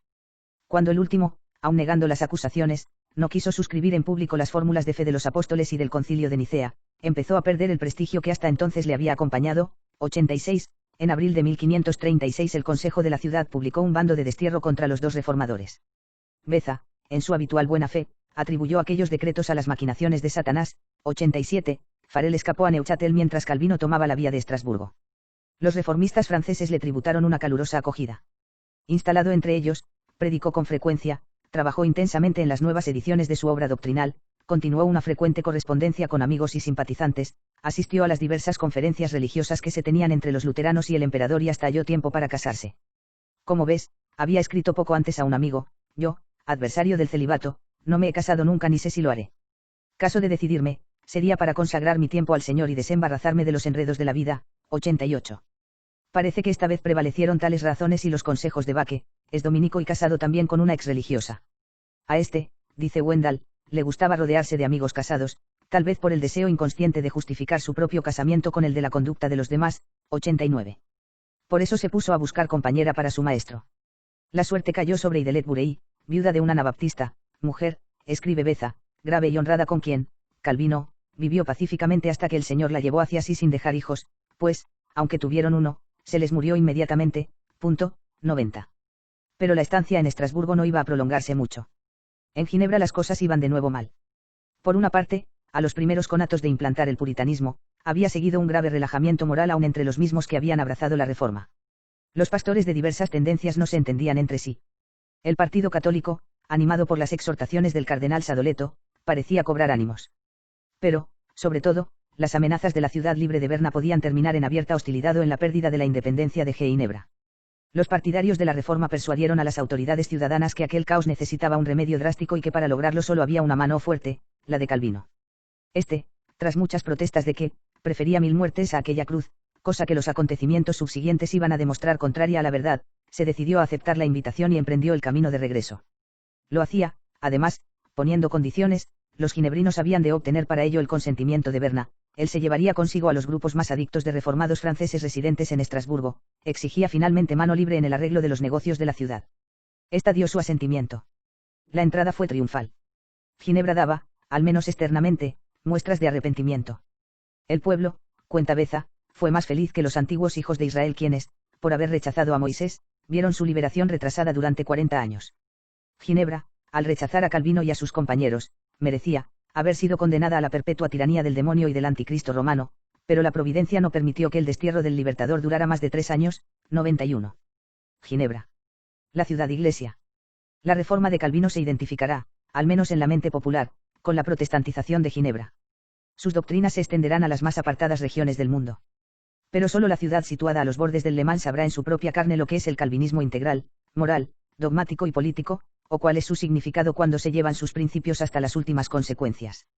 La primera creación de Calvino, escribe Imbart de la Tour, fue un libro, el Institutio, la segunda fue una ciudad, Ginebra. Libro y ciudad se completan. Aquella es la doctrina formulada, esta la doctrina aplicada. 92. En el siglo XVI, Ginebra era una pequeña ciudad de unos 12.000 habitantes que, a pesar de hallarse en un cruce de caminos entre Suiza, Francia e Italia, conservaba todavía su aire de provinciana y, por supuesto, no podía compararse con los grandes centros literarios o culturales de otras poblaciones europeas. Ha pasado a la historia porque fue la ciudad de Calvino. Fue él quien la arrancó de su pasado, haciéndole perder su individualidad y su nacionalidad, y transformándola con su doctrina y su persona hasta darle categoría universal. 93. El reformador puso inmediatamente manos a la obra. La ciudad tenía ya su engranaje administrativo, su pequeño consejo, el consejo de los 60 y el de 200, con sus síndicos y magistrados, pero se trataba de reorganizarla con miras a una implantación perfecta de la reforma.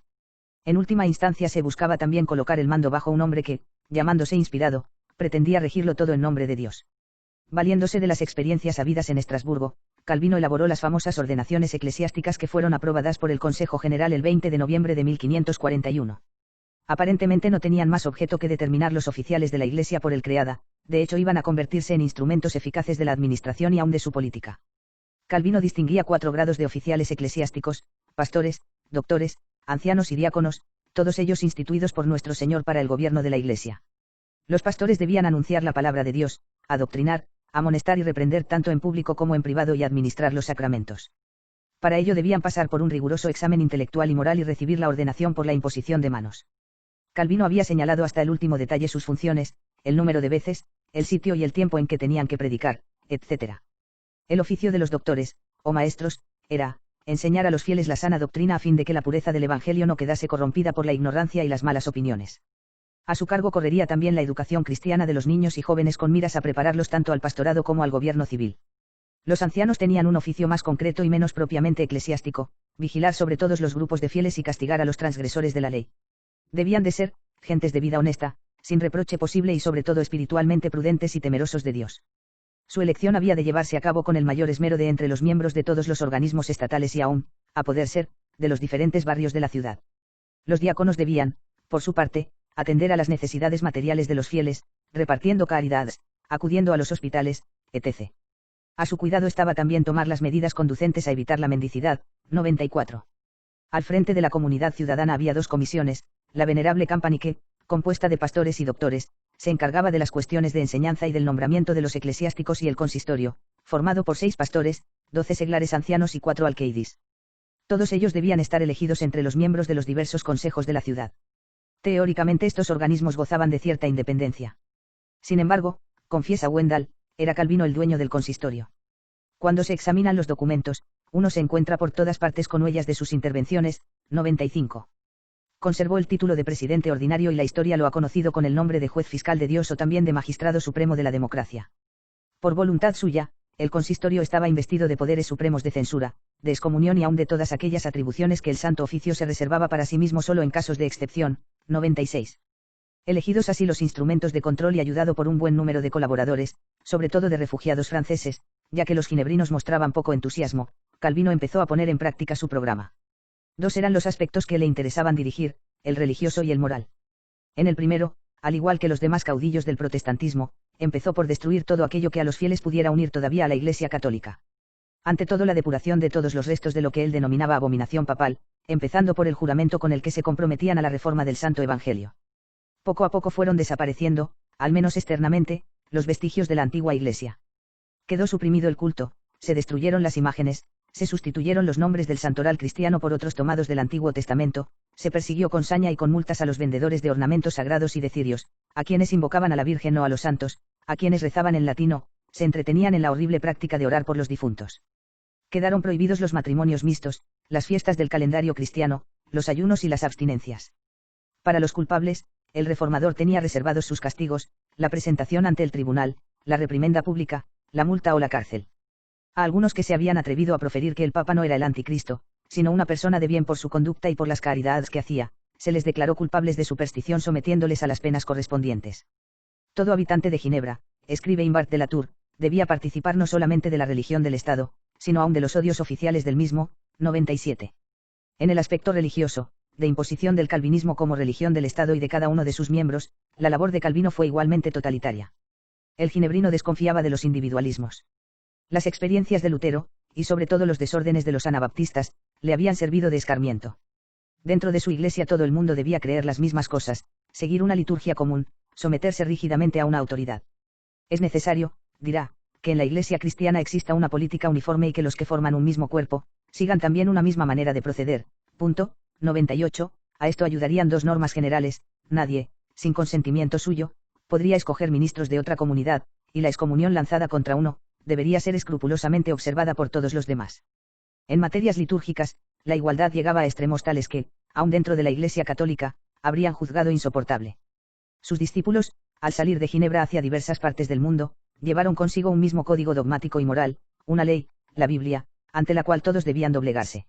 Su jefe único fue Calvino quien, si teóricamente carecía de las prerrogativas de un jefe de Estado, de hecho ejerció la más estricta dictadura, apoyándose en el consistorio al que imponía sus puntos de vista, sus directivas y sus decisiones.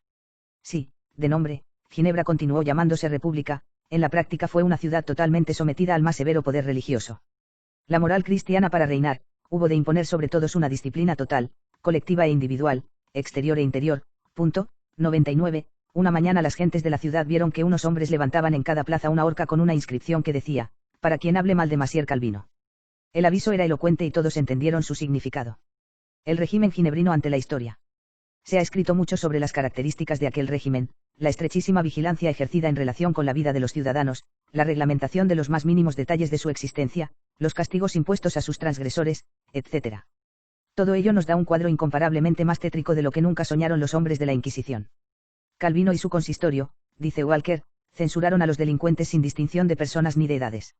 Hombres y mujeres debieron de responder sobre sus conocimientos religiosos, de las críticas hechas contra los pastores, de su ausencia a los sermones, de sus prácticas supersticiosas, de sus querellas familiares así como de sus pecados más graves. Castigaron a una viuda por haber rezado un responso en la tumba de su marido, a alguno por haber pedido la buena ventura al agorero, a un orfebre por haber labrado un cáliz, a otros por decir que la llegada de los refugiados franceses había aumentado el coste de la vida, por haber danzado o por poseer en casa un ejemplar de la leyenda áurea, a un barbero por haber hecho la tonsura a un sacerdote, a ciertos individuos por haber metido ruido o por haberse reído durante el sermón, a uno por leer el Amadas de Gaula y a otro por cantar una letra satírica contra Calvino. 100. Otro de los métodos favoritos de represión fueron los edictos, y las consiguientes multas, o castigos mayores, para quienes se atreviesen a conculcarlos. Quedaron prohibidos los juegos de cartas y de azar. Se cerraron las tabernas reemplazándolas por abadías, una en cada sector, en las que se podía comer y beber discretamente matando además el ocio con la lectura de la Biblia. Las prohibiciones alcanzaron también a las canciones deshonestas para terminar a rajatabla con las representaciones teatrales que no estuvieran inspiradas en motivos bíblicos.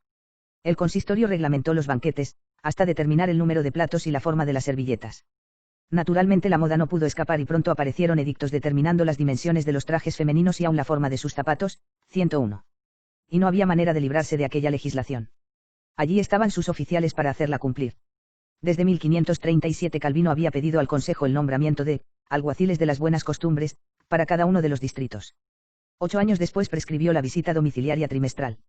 En ellas, tras un riguroso examen, se cercioraban de que no quedaba en las paredes de la casa ningún símbolo de superstición, de que allí reinaban las buenas costumbres y de que los miembros de la familia asistían regularmente a la iglesia. Con aquellos datos, se hacía una lista general de la población dividida entre los piadosos, los tibios y los rebeldes. A la vigilancia legal había que añadir la policía oculta formada por un ejército de celantes, de espías, de vecinos y hasta de parientes con quienes se codeaba en los banquetes, en las calles o en el trabajo, hombres y mujeres siempre dispuestos a sonsacar el secreto y a denunciar, delatores de profesión que llenarán con sus denuncias las prisiones, o conducirán sin escrúpulos a sus acusados al destierro o a la horca. Nunca ha existido una inquisición más sabia y rigurosa, puesta al servicio de la ortodoxia, y tampoco jefe de iglesia que haya tenido en sus manos con tanto rigor los espíritus, las conciencias y las vidas mismas de todo un pueblo. 102. Porque a los culpables se les aplicaba rigurosamente la ley. Los castigos variaban entre una simple reprensión, las multas, a veces muy pesadas, los periodos más o menos largos de cárcel, el destierro, la excomunión y la última pena. Existía un catálogo para las diversas transgresiones, pero su aplicación dependía en gran parte del mismo Calvino. Los pecados contra la fe, la blasfemia contra Dios, la idolatría, la creencia en los espíritus, la fornicación y el adulterio, se castigaban ipso facto con la pena capital. Se calcula que, entre 1546 y 1564, hubo en Ginebra y sus alrededores unas 8.000 personas que sufrieron uno u otro género de castigo. De ellas casi 1 millar fueron sentenciadas a la cárcel, 500 fueron ejecutadas y unas 66 arrojadas de sus confines. 103. Calvino era terriblemente vindicativo y no perdonaba a sus enemigos. El caso más sonado fue el del médico español, Miguel Servet, a quien, por negar el misterio de la Santísima Trinidad, mandó quemar a fuego lento en la hoguera. Andaba desde hacía tiempo tras él, había escrito diversos tratados contra sus detestables errores en los que se demostraba además que es lícito castigar a los herejes. Servet se aventuró a presentarse en la ciudad, pero pronto fue apresado y condenado al último suplicio. Por ello Calvino mereció el título del nuevo Calígula. Gibbons decía que la ejecución del gran médico aragonés le apenaba más que todas las llamas de los autos de fe de las inquisiciones de España y Portugal. 104, pero hubo otros muchos que, por menores motivos, o por sola una injuria al reformador, pagaron su audacia con el mismo castigo. Servet, dice Wendell, padeció la misma suerte que centenares de herejes y anabaptistas habían sufrido antes de él de manos de autoridades protestantes de toda clase. 105. Tenemos aquí nueva faceta del hombre que por sí y ante sí se arroga la autoridad sobre la vida de sus semejantes en la persuasión de que con ello purifica la Iglesia y la devuelve a su primitivo estado. Se trataba de instintos personales de crueldad o de un hombre alucinado que se creía llamado por Dios a reformar el mundo según las normas del puro Evangelio. Para no terminar con una nota tan lúgubre el periodo ginebrino, digamos unas palabras de una institución de tipo educativo llamado a tener gran influjo en la historia de la Reforma. Calvino estaba poco satisfecho de la formación que hasta entonces tenían muchos de sus pastores. La indoctrinación era insuficiente y eran muchos los que, en momentos de dificultad, se desalentaban o volvían al catolicismo. Ginebra se estaba convirtiendo también en la meca de los que buscaban dedicarse a la nueva religión. Hubo momentos en que el calvinismo se convirtió en la moda religioso-moral de la época, algo así como el existencialismo o el comunismo aburguesado de nuestros días. El contingente mayor era, como hemos visto repetidas veces, francés. Pero abundaban los candidatos de otras naciones. El grupo escocés estaba presidido por John Knox. Había también ingleses, alemanes, bohemios, polacos, belgas, etc. Calvino tuvo especial gusto en admitir a los refugiados italianos por creerlos doblemente desertores de su odiado papado, al ex capuchino chino, al antiguo embajador de Clemente VII en Alemania, Pablo Bergerio, a un sobrino del Papa Paulo IV, al célebre Galeazzo Caraccioli y a otros. Para entrenarlos fundó el reformador la Academia de Ginebra, 1559. Teodoro Beza fue su primer director y, al menos en gran parte, el inspirador de las famosas reglas de la institución. Los alumnos tenían que obtener verdadera destreza en las lenguas clásicas, en el manejo de la lógica, en el conocimiento de las sagradas escrituras y de los principios teológicos de la Reforma. En la historia de la educación moderna, la Academia Calvinista, que a su vez se inspiraba en la que Juan Sturm dirigía en Estrasburgo, sirvió de modelo a centros protestantes similares de Francia, 106. Pero la institución calvinista tenía también otra finalidad. Había de servir para que los estudiantes, entrenados en el aprendizaje teórico de aquellas asignaturas, aprendiesen a actuarlas en la implantación del calvinismo en Ginebra o fuera de ella. En otras palabras, debía de ser en manos de su fundador una escuela de formación política. Allí recibieron sus seguidores el sello de la nueva religión, aprendiendo a defenderse contra las autoridades civiles, a conspirar, cuando esto fuera necesario, contra la Iglesia oficial, a discutir y aún a derrotar con su implacable lógica a luteranos y anabaptistas. Dicha formación táctica hará que el calvinismo, llegado históricamente tarde, pueda sin embargo infiltrarse o aún imponerse en naciones ocupadas ya por otras iglesias de la Reforma. Al revés que el luteranismo, que encontrará su gran apoyo en las autoridades políticas, el calvinismo se tendrá que abrir camino por ambientes que le son adversos. La superación de los óbices se hará en gran parte gracias a la técnica aprendida en la Academia, 107. Los últimos años. Las actividades reformadoras de Calvino terminaron con su obra ginebrina. Allí había desplegado, como hemos visto, su pasmosa actividad pastoral sin darse un momento de reposo. Durante su permanencia en Ginebra había demostrado sus grandes dotes de escritor hasta el punto de haber legado a la posteridad más de 2000 sermones, una copiosa correspondencia epistolar y tratados teológicos de diverso valor. Su tenacidad organizadora había dado también sus frutos y, después derrota en buena parte la resistencia de los adversarios, el reformador pudo gozar de relativa paz en los últimos 10 años de su vida. El pueblo se hizo más obediente a la palabra de Dios, se observaba mejor la Santa Reforma y se reprimían o castigaban debidamente los vicios y los escándalos. 108. Beza pensaba que aquella calma y bonanza se reflejaban en la mejoría de su salud. Pero debía de tratarse de una mejoría más aparente que real. A pesar de no contar más de 50 años, Calvino daba la sensación de hombre aviejado. En el sermón predicado la víspera de Navidad de 1559, tuvo que forzar la voz y los oyentes notaron que no le iba bien. Al día siguiente apareció una maligna tos y arrojó sangre. Los médicos diagnosticaron una enfermedad, entonces incurable, tuberculosis. El mal afectó a todo su organismo y lo tuvo confinado al lecho durante 5 años. No le faltaron tampoco disgustos de otro género, sobre todo a causa de las dificultades y de la vigilancia de que eran objeto sus emisarios de Francia. Calvino los afrontó con aquella sangre fría que era común en él. Los días en que no podía moverse por sí mismo, se hacía llevar en una silla a la iglesia para poder predicar, aunque no fuera sino a media voz, su sermón y dar sus amonestaciones. 109. Al sentir que se acercaba la muerte, hizo su testamento, mandó que vinieran los pastores de Ginebra, de quienes se despidió estrechando la mano de cada uno, logró también que se presentaran los miembros del consejo, les pidió perdón de lo que podía haber als ofendido, protestó de no haber hecho más que llevar la palabra de Dios que se le había confiado, y les amonestó a que continuaran sin descanso su lucha contra el vicio y los escándalos. Pido a Dios, les dijo, que os conduzca y gobierne siempre, aumente en vosotros sus gracias para que las hagáis valer en favor vuestro y de este desgraciado pueblo. 110. La agonía duró hasta el 27 de mayo de 1564. Cuando Beza y sus amigos fueron a verle, estaba ya cadáver. Aquel día, en un instante, se ocultó aquel sol y se retiró al ciclo el mayor luminar de la reforma de la Iglesia que haya visto el mundo, el hombre en quien Dios se ha complacido enseñarnos la manera de vivir y de morir bien. 111. Son palabras dictadas por el amor de discípulo que, además de haber convivido largos años con su maestro, heredaba de él su manto y su autoridad. Coincide con él mismo, el veredicto de la historia. Pocos hombres, nos dice un moderno escritor, han dejado en la tierra huella tan profunda. Es innegable que Calvino fue grande, que sembró grandes ideas, que llevó a cabo grandes cosas y que plasmó grandes acontecimientos. La historia no sería hoy lo que es sin su vida, su pensamiento y su implacable voluntad. Quizás no ha habido sector de la Reforma que haya cundido tan hondo como el calvinista. Casi 50 millones de hombres, presbiterianos, reformados y congregacionalistas se consideran como seguidores suyos, aunque muchos de ellos se hayan alejado de la doctrina favorita, fundamental, del fundador, el predestinacionismo. Calvino ha influido asimismo en el desarrollo del capitalismo, de la democracia y del mismo socialismo. Estamos, pues, ante uno de los personajes que, en el decurso de los siglos, ha determinado el curso de la historia. Punto 112. Conocida es también la descripción hecha por el teólogo luterano Seeber, OPSIAT, 2, pp 394-5.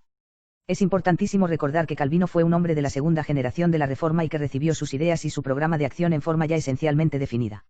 Su contribución consistió en completar y organizar lo recibido. Calvino no fue un genio como Lutero, ni poseyó las dotes que distinguieron a Zwinglio, ni siquiera tenía el talento intelectual de Melanchthon. Sin embargo, poseía mejor que todos los anteriores, capacidad para asimilar todo un sistema de ideas y de expresarlas debidamente en orden a sus conclusiones. Esto hizo de él el exegeta mayor de la Reforma. Como teólogo, no contribuyó realmente con ideas nuevas, pero gracias a su admirable sentido de percepción, supo ordenarlas según su carácter y su desarrollo histórico. Fue una mente la suya, fina y delicada, pero no creadora. A estas dotes se unía en él la fuerza de una voluntad nacida para la organización, el espíritu tenaz e imperial de un gobernador de la antigua Roma. Todo ello subordinado siempre a un principio superior, la de una vida dedicada enteramente a la gloria de Dios sin miras a las exigencias de los hombres. Fue, en suma, el mejor representante de la gran segunda generación reformatoria. Personalidad de Calvino. Personalmente, Calvino tenía grandes cualidades, inteligencia aguda más que profunda y clarividencia extraordinaria, constancia y voluntad férrea para el trabajo, el genio de la organización y hasta un secreto atractivo que, por muy inexplicable que nos parezca, era indiscutible y real. Bajo el punto de vista teológico, fue el teólogo de la Reforma que formuló más netamente, aunque en tono excesivamente tétrico, la nada que es el hombre frente a la soberanía y majestad de Dios. La convicción de haber sido elegido por él para purificar la Iglesia, dio a sus enseñanzas el carácter apodíctico que las distingue, por lo que toca a la doctrina, dice él mismo, he enseñado fielmente y Dios me ha concedido la gracia de ponerla por escrito sin alterar conscientemente un solo pasaje de las Escrituras. 113. Su celo ardiente de la gloria divina fue el que lo impulsó a buscar en todo el bien de los demás. Moralmente, sobre todo si el código moral se identifica con un cierto puritanismo y severidad de costumbres, su conducta fue irreprochable. Vivió y murió pobre y no parece que el sexo débil ejerciera sobre él atractivo especial. Calvino, escribe Jourda, ignoró las llamaradas de la sensualidad y no conocemos conversaciones peligrosas o chistes suyos de mal gusto comparables a los de Lutero. No le gustó la bebida ni supo apreciar lo que es un buen manjar. Punto 114. En contraste, sus taras fueron quizá mayores. Algunas de las virtudes indicadas son tales solo cuando adornan a un ser humano, capaz de comprender a sus semejantes y hasta capaz, si se nos permite la expresión, de participar de algunas de las debilidades que hemos heredado al venir a este mundo. De lo contrario, el resultado puede ser un individuo anacrónico, solitario y artificial, un arisco cuya perfección podemos admirar, pero no ponérnoslo como modelo de imitación. Y Calvino tuvo bastante de esto. Calvino, escribe Imbart de la Tour, es un puro cerebro y en su cuerpo exangüe, la misma materia parece espiritualizarse. No es, a pesar de las apariencias contrarias, el mejor panegírico que se debe hacer de un hombre. Y el citado autor, que no le escatima elogios cuando se los merece, va analizando los defectos de su carácter. Lo encuentra de un humor triste y de una seriedad malhumorada, incapaz de la expansión y de la alegría. Quizás la falta de tanuras maternales o la escasa atención prestada por su padre, pudieron influir en ello. Pero, al mismo tiempo, tuvo reacciones de colérico. No soportaba que se hiciera caso omiso de su persona y se enfurecía con quienes se atrevían a contradecirle en lo más mínimo. Y lo mostraba con palabra áspera y mordaz desde el púlpito o desde el consistorio apostrofando a las gentes, fustigando los vicios y aun acusando duramente a los que estaban en el poder. Aquella sensibilidad dolorosa y ulcerada se exacerbó con los años y las enfermedades, dando lugar a frecuentes conflictos con las autoridades. 115. Calvino tenía, además, otros dos graves defectos. No supo reconocer las cualidades ajenas y fue conscientemente vengativo. Trató con frecuencia muy duramente a Backe, que era uno de sus grandes colaboradores. Nunca reconoció honradamente lo mucho que debía a Lutero, a quien por el contrario reprendió en más de una ocasión. Su táctica consistió en alejar de Ginebra a quienes por su talento e independencia podían hacerle alguna sombra. El hombre que sometía al más severo control del consistorio las publicaciones de los demás, se negaba rotundamente a pasar él mismo por la prueba. Cuando en 1554 los censores quisieron ver la defensa que había publicado contra Servet, su única respuesta fue la negativa y la amenaza de que prefería arrojar al fuego el manuscrito antes de entregarlo para la revisión de aquella pocilga de puercos. 116. Imbart de la Tour cita ejemplos de la fraseología empleada por el reformador al referirse a sus adversarios, sobre todo si eran católicos. No son como para ser transcritos en este lugar. Comparado con Lutero, añade, Calvino es moderado. Pero en el alemán hay un fondo de generosidad y sus explosiones son de corta duración.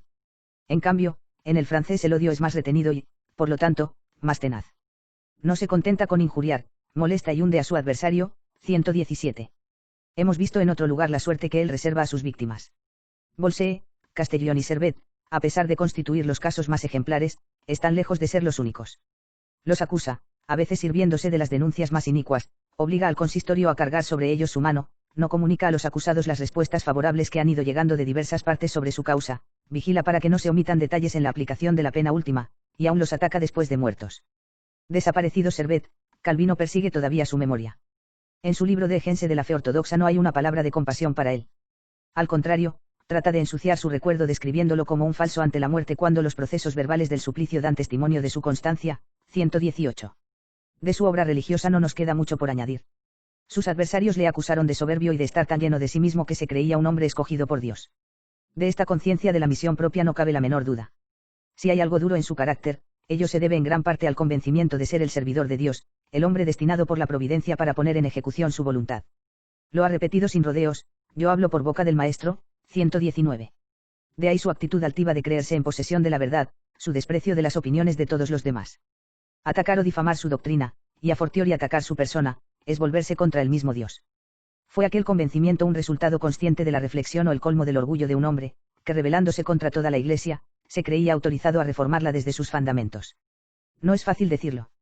De lo que no cabe dudar es del daño espantoso causado por su obra a la cristiandad. El escritor inglés Hilaire Belloc piensa que fue Calvino quien levantó de forma definitiva el muro que separa hoy a la Europa católica de sus oponentes y el que puso en marcha la mayor fuerza religiosa contra la catolicidad. 120. Lutero había echado las bases y asentado los principios de la ruptura total. Pero a veces sus afirmaciones eran incompletas, en otras ocasiones, no se había llegado a la formulación perfecta, y casi siempre se trataba de doctrinas que necesitaban retoques y debían quedar reducidas a un sistema. Esto fue obra de Calvino, de su Institutio y del modelo ginebrino. En puntos fundamentales de teología, por ejemplo en la doctrina sacramentaria, en eclesiología, en cuestiones de relaciones entre la Iglesia y el Estado, en el rechazo total de la jerarquía eclesiástica, el reformador francés abrió una zanja mucho más honda que la de su predecesor alemán. Calvino fue el hombre de la ruptura decisiva con Roma. Por eso, su persona se convierte para todo católico en objeto de horror en grado mayor que ningún otro contemporáneo. Fue él, mucho más que Lutero, el reformador que con una especie de rigor luciferino, se aplicó a levantar el muro infranqueable entre la Iglesia que le había dado el bautismo y la otra que él quería reformar. 121. Se ha querido hacer un paralelismo entre ambas revoluciones religiosas y afirmar que Calvino llegó a la historia en el momento en que el luteranismo, a causa de la mística individualista y de las disensiones internas de sus seguidores, estaba a punto de desmoronarse. Si la primera parte de la afirmación tiene sus apariencias de verdad, la segunda no ha sido confirmada por los hechos. La supuesta unidad y solidez del calvinismo, si es que existió de veras, nunca fue de larga duración. Hoy es una de las ramas de la Reforma más prolífera en divisiones. Con la triste particularidad de que, habiéndose perdido en muchos de sus brotes una parte de la herencia calvinista original, las tendencias prevalentes en su seno son de signo totalmente izquierdista y conservan de cristianas poco más que el nombre. Lo único en que se distinguen es en el alejamiento cada vez mayor de la Iglesia Madre, de Roma. 122.